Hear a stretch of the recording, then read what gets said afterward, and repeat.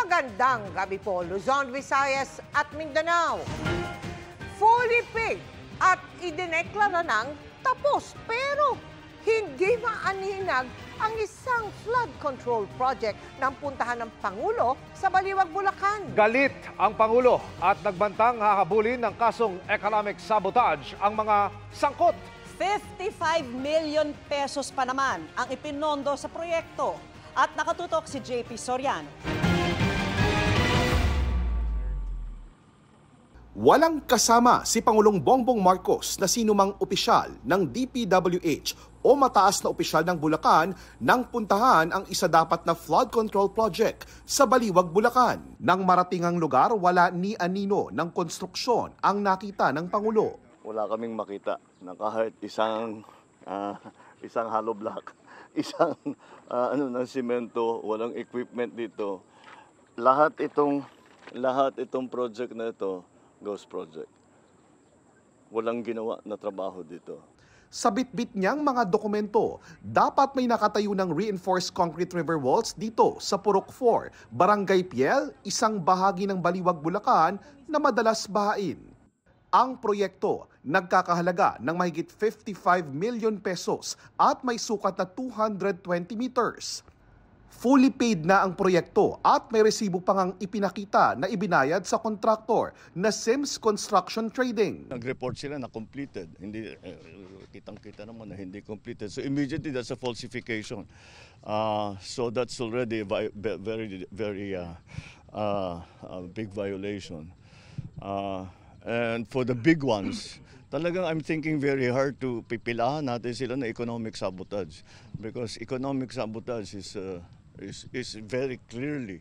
Ayon sa Pangulo, sinabi sa kanya ng chairman ng barangay na may kumausap daw sa kanila noon at nagsabing may gagawing flood control project.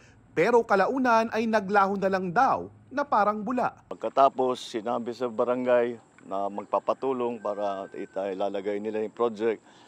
Tapos umatras din. Sinabi after a while, di na matutuloy. So, siguro nabayaran na. Sa kanyang nadiskubre, ito ang nasabi ng Pangulo. I'm getting very angry. This is what's happening. Hindi naman, paano naman, biruin mo, wala talaga. 220 meters, 55 million. Completed ang record ng Public Works. Walang ginawa, kahit isang araw hindi nagtrabaho, wala kang makita, puntahan ninyo, wala kayong makita kahit na ano. Tuloy-tuloy ang pagbaha doon sa kabila. So, yes. Sir?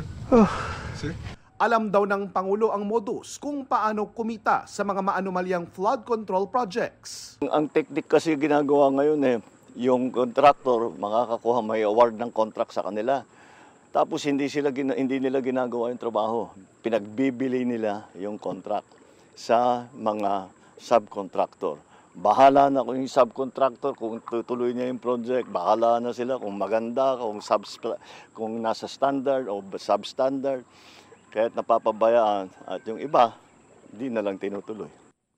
Pina-blacklist na ng Pangulo ang Sims Construction Trading.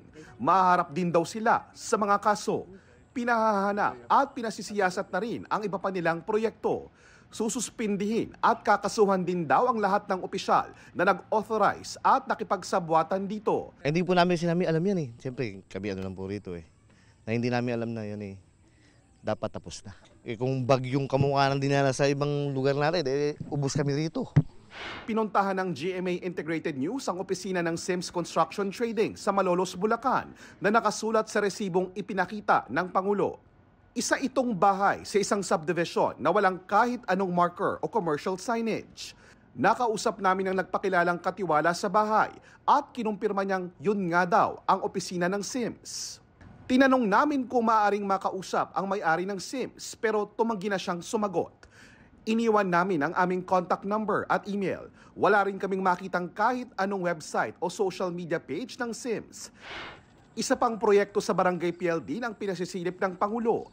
Inaalam pa kung sino ang kontraktor nito.